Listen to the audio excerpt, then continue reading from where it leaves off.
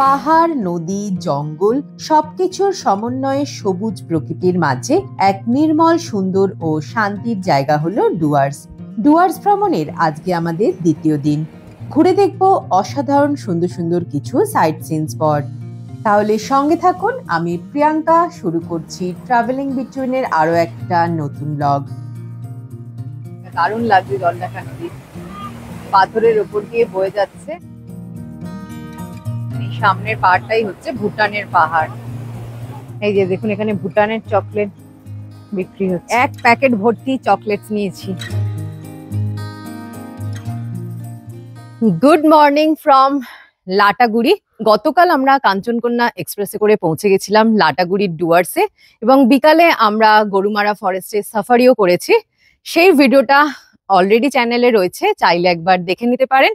আজকে আমরা যাচ্ছি 7 পয়েন্ট সাইট সিনে। সাইট সিনের সমস্ত ডিটেলস, গাড়ির ব্যাপারে সবকিছু শেয়ার করব এই ভিডিওতে। এই ভিডিওটা শেষ পর্যন্ত দেখতে থাকুন। ব্রেকফাস্ট আমরা এই রিসর্টেই করে নিয়েছি। আমাদের যদিও কিছু কমপ্লিমেন্টারি ছিল না, অর্ডার করে দিয়েছিলাম আমরা। ব্রেকফাস্ট করে এবার আমরা বেরিয়ে পড়বো। বেরিয়ে পড়লাম আমরা আমাদের রিসর্ট থেকে। আর আজকে আমাদের প্রথম গন্তব্য হচ্ছে সামসিং। রাস্তার দুধারে রয়েছে জঙ্গল।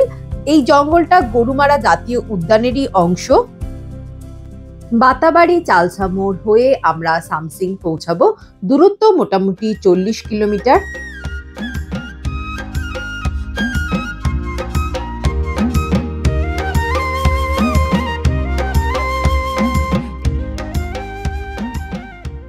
সামনে দেখা যাচ্ছে পাহাড়, আর এই পাহাড়টা ভুটানের পাহাড়। আজকে সারাদিনই ভুটানের পাহাড় আমরা দেখতে পাবো, কারণ ভুটান বর্ডারের আশেপাশে আজকে আমরা ঘুরবো। পাহাড়ের দৃশ্যপট ছেড়ে আমরা এখন পৌঁছে গেছি চা বাগানে। রাস্তার দুধারে বিস্তৃত চা বাগান, অসাধারণ সুন্দর ভিউ। আর এটাই হচ্ছে সামসিং টি গার্ডেন। প্রথমেই আমরা চলে এসেছি 7 পয়েন্টের প্রথম যে পয়েন্ট, আজকের আমাদের ফার্স্ট স্টপ সামসিং। তো সামসিং টি গার্ডেনের ওপর দিয়ে আমরা এলাম, দুদিকে ছিল চা বাগান। এই হচ্ছে সামসিং ভিউ পয়েন্ট। এখানে লেখা রয়েছে আই লাভ সামসিং। ওয়াও, দারুণ কিন্তু ভিউটা। মানে বর্ষার পর আমরা এসছি বলে এত সবুজ ব্যাপারটা রয়েছে, কিন্তু অন্য সময় আসলে এতটা সবুজ হবে না।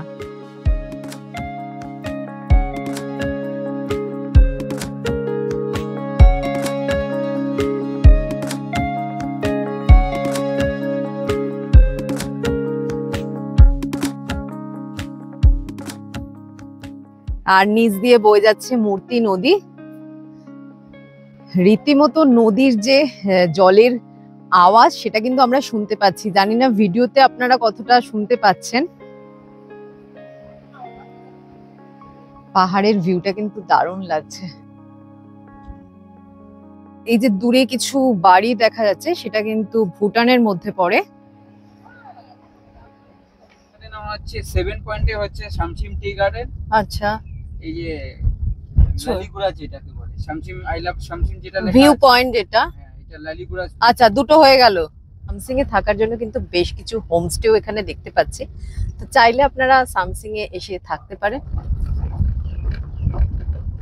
সামসিং থেকে এখন আমরা যাচ্ছি রকি আইল্যান্ড। তো সামসিং এ কিন্তু আমরা দুটো পয়েন্ট দেখে নিয়েছি, একটা হচ্ছে সামসিং টি গার্ডেন, আর একটা সামসিং যেটা ভিউ পয়েন্ট সেটা। আর একটা পয়েন্ট ছিল যেটা হচ্ছে সুনতালি খোলা, সেটা আমরা গেলাম না। আর ওটা যে আপনার একটা জায়গা পর্যন্ত এই যে গাড়িটা যাচ্ছি আমরা, সেই গাড়িটা পৌঁছাবে। তারপর ওখান থেকে গাড়ি নিয়ে আপনাদের সুনতালি খোলার যে ভিউ পয়েন্ট সেখানে পৌঁছাতে হবে। সেই কারণে আমরা ওটা স্কিপ করে গেলাম। তো এখন আমরা যাচ্ছি রকি আইল্যান্ড। আর এই যে যাওয়ার রাস্তাটা বেশ খারাপ, পুরো পাথরের রাস্তা।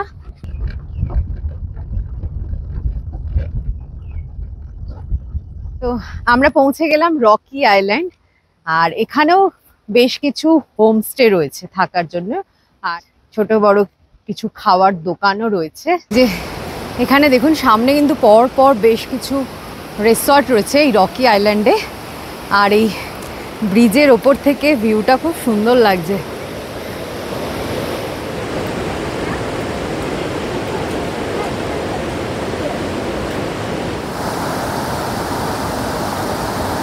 গাড়ি এখানে নামাচ্ছে আর আমরা এই নিচে নেমে এলাম, এবার এইদিকে যাব। এখানেও একটা ছোট দোকান আছে, জল, চিপস, বিস্কিট, ম্যাগি টুকটাক জিনিস পাওয়া যাচ্ছে। এখানে সিঁড়ি রয়েছে নিচে নামার জন্য। তো মা আস্তে আস্তে নামছে, এবার আমিও নামি।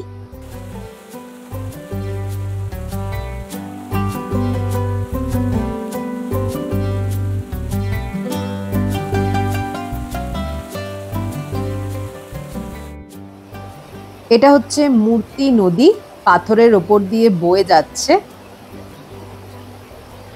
ভিউটা কিন্তু এখানে দুর্দান্ত, পেছনে পাহাড়ের ভিউ আর সামনে দিয়ে বয়ে যাচ্ছে নদী। পোস্ট কার্ডে যেরকম সেই পাহাড়ি নদীর ছবিগুলো থাকে ঠিক সেই রকম এখানের ভিউটা লাগছে। নেমে পড়েছি জলে, কি পরিষ্কার জলটা, ঠান্ডাও আছে বেশ জলটা। জলের কালারটাও কি সুন্দর লাগছে, একদম সবুজ জলটা। ডুয়ার্সের এই যে 7 পয়েন্ট সাইট সিন, তার মধ্যে কিন্তু এই রকি আইল্যান্ড একদম মাস্ট। ভীষণ সুন্দর জায়গা, বেশ খানিকটা সময় আপনারা এখানে কাটাতে পারেন। পরিষ্কার জল, নুড়ি পাথর রয়েছে, তাই স্লিপ করার কিন্তু কোনো ভয় নেই। বেরিয়ে পড়লাম আমরা রকি আইল্যান্ড দেখে। অনেকক্ষণ সময় আমরা এখানে কাটালাম।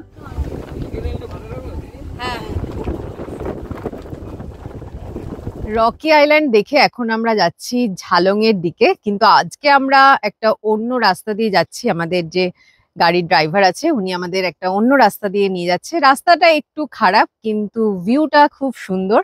আর এখন যেখানটা দাঁড়িয়েছি সেখান থেকে দেখা যাচ্ছে যে সামসিং আমরা আজকে শুরুতেই দেখেছিলাম, সামসিং যেখান থেকে আমরা ভিউ পয়েন্টটা দেখছিলাম, সেই ভিউ পয়েন্টটা কিন্তু এখান থেকে দেখতে পাওয়া যাচ্ছে। এই যে সামনে দেখুন সামসিং এর যে ভিউ পয়েন্ট, যেটা আমরা আজকে সকালেই গেছিলাম, সেইটা জানি না কতটা আপনাদের পরিষ্কার বোঝাতে পারছি। আর ওই ওপর থেকে কিন্তু নিচেও নামা যায়, দেখুন রাস্তা দেখা যাচ্ছে মূর্তি নদী পর্যন্ত। এইদিকে রয়েছে পুরো টি গার্ডেন, আর এই গার্ডেনটা হচ্ছে পুরো অর্গানিক টি। এখানে কোনো সার প্রয়োগ করা হয় না, এই সমস্ত টি গার্ডেনটাই কিন্তু অর্গানিক। এখন আমরা টি গার্ডেনের ভেতর দিয়ে যাচ্ছি, দুদিকেই টি গার্ডেন রয়েছে। তো বললামই যে এই সমস্ত টি গার্ডেনই হচ্ছে অর্গানিক টি গার্ডেন।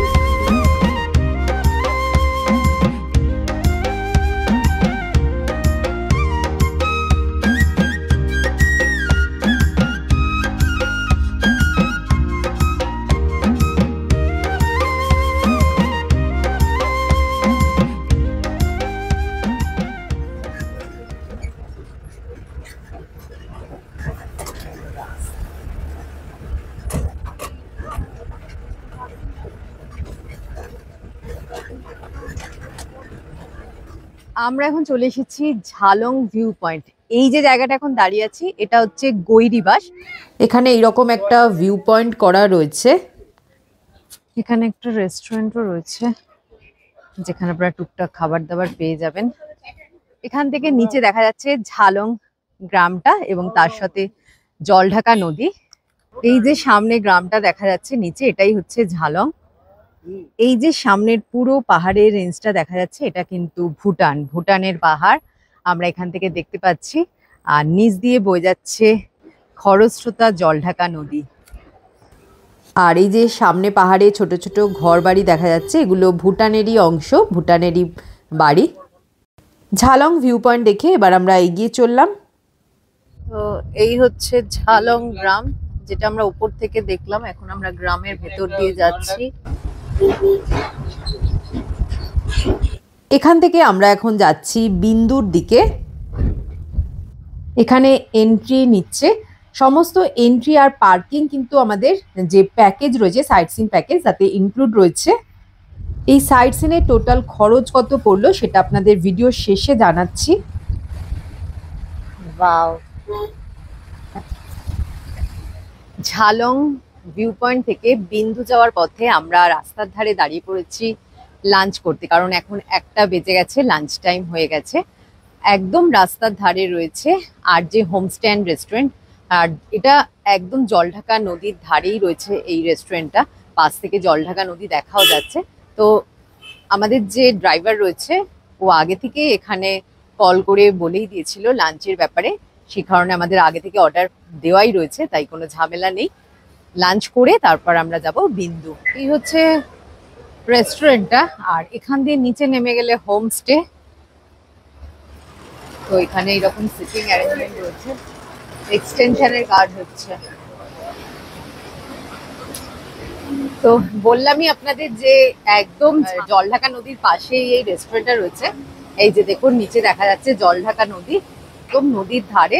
এই যেখানে সামনে হোমস্টে রয়েছে, আর যে রেস্টুরেন্ট অ্যান্ড হোমস্টে যেখানে আমরা লাঞ্চ করতে এসেছি তাদেরই এটা প্রপার্টি। একদম পাহাড় আর নদীর ধারে নিরিবিলি পরিবেশে 2 দিন কাটাতে এখানে থাকতে পারেন। আর এখানকার কন্ট্যাক্ট ডিটেলস অলরেডি আমি ভিডিওতে দেখিয়ে দিয়েছি। তো আমরা এখানে ফিশ থালি বলেছিলাম। প্রথমে দিয়ে গেছে ভাত, আলু ভাজা, ডাল, আর এখানে স্কোয়াশের সবজি, আর এই পাঁপড় ভাজাও দিয়েছে। এখানে একটা শাক রয়েছে আর একটা কিছু আলুর আচার টাইপের কিছু একটা বলছে, তার সঙ্গে এই মাছের ঝাল।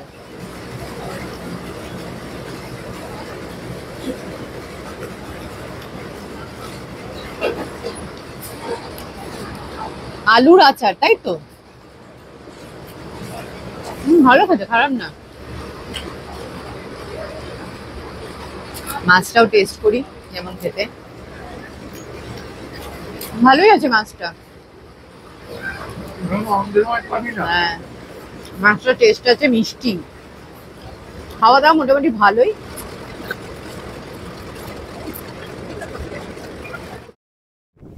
লাঞ্চ করে আমরা বেরিয়ে পড়লাম। তো এখন আমরা যাব বিন্দু।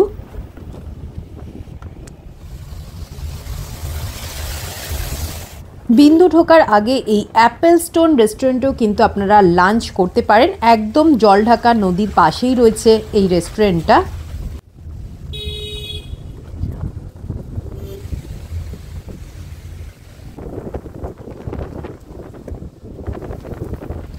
এখন আমরা বিন্দু গ্রামের ভেতর দিয়ে যাচ্ছি। এটাই হচ্ছে বিন্দু ভিলেজ, আর ভুটান বর্ডারের এই দিককার শেষ গ্রাম হচ্ছে এই বিন্দু, আর এটা কালিম্পং ডিস্ট্রিক্টের মধ্যে পড়ে।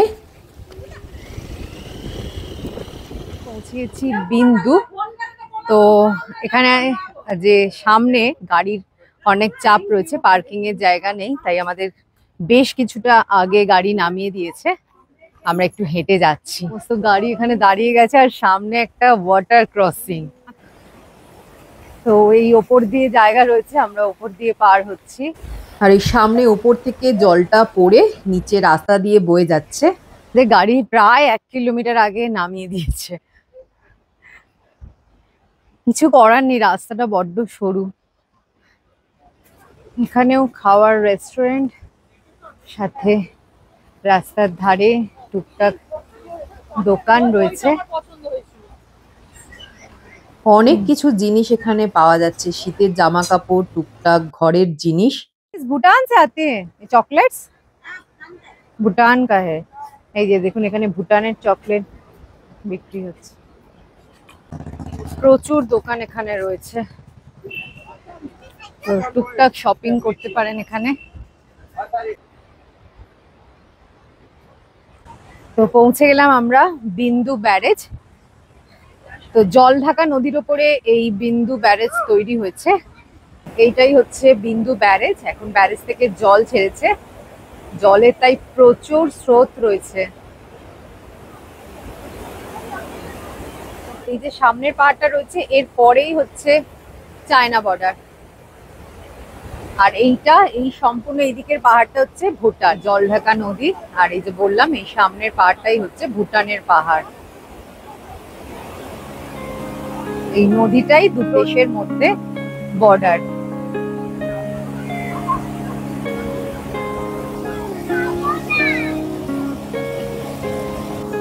এত সুন্দর জল দেখে আমিও আর রেজিস্ট করতে পারলাম না, তো একটু জলে পা ভেজাবো। বেশ ঠান্ডা জলটা, দারুণ লাগছে।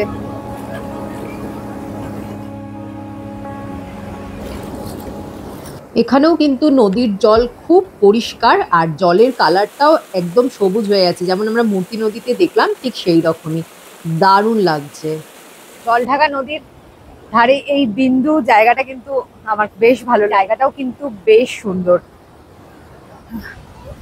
এখানে এরকম প্রচুর দোকান রয়েছে, এটা যেহেতু বর্ডার এরিয়া তাই এখানে সেনার চেকপোস্টও রয়েছে। এখান থেকে আমরা এই এক প্যাকেট ভর্তি চকলেটস নিয়েছি। দাম চকলেটের একটুও কমাচ্ছে না, কিন্তু টেস্ট করতে পারবেন আপনারা। বেরিয়ে পড়লাম আমরা বিন্দু থেকে, এবার আমাদের ফেরার পালা।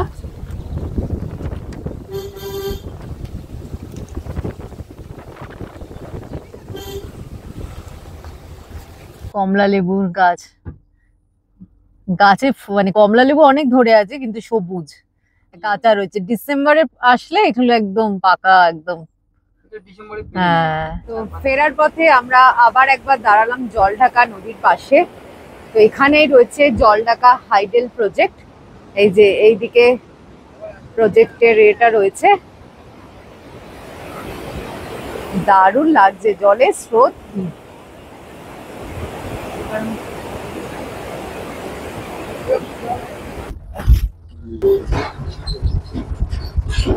7 পয়েন্টের মধ্যে 5 পয়েন্ট দেখে এবার আমরা রিটার্ন করছি। একটা তো আমরা স্কিপ করেছিলাম, কালীখোলা, তো মূর্তিটা আমাদের এখনো বাকি রয়েছে। আর আমরা ফিরছি চাপড়ামারি ফরেস্টের যে এরিয়া সেটার ভেতর দিয়ে। ফরেস্টের ভেতর আমরা যাব না বা ফরেস্ট সাফারি করছি না, ওই রাস্তা দিয়ে আমরা ফিরছি।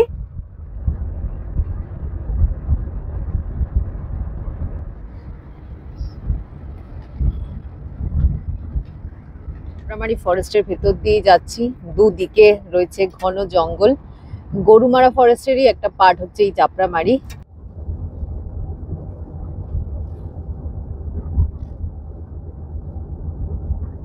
এখান থেকে কিন্তু চাপড়ামারি যে জঙ্গল সাফারির এন্ট্রি গেট।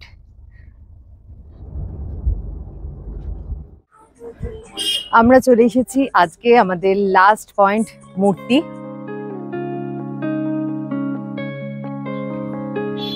তো নেমে চলে এলাম একদম নদীর সামনে। রকি আইল্যান্ডে মূর্তি নদী যতটাই মানে উচ্ছল ছিল, খরস্রোতা ছিল, এখানে কিন্তু তুলনামূলক মানে অনেক শান্ত, একদম সমতলের উপর দিয়ে জাস্ট বয়ে যাচ্ছে। ওটা কিন্তু আমার বেশি ভালো লেগেছে ওখানে দেখতে। আর এখানে এরকম বসার জায়গা করা রয়েছে, তো বসে বসে মূর্তি নদী দেখতে পাবেন। এখানে ছোট ছোট ফুড স্টল রয়েছে, টুকটাক খাবার দোকান রয়েছে, ম্যাগি, মোমো, চা, বিস্কিট এইসব পাওয়া যাচ্ছে। এখন 5টা 15 হয়েছে আর আস্তে আস্তে সানসেটও হচ্ছে এখানে।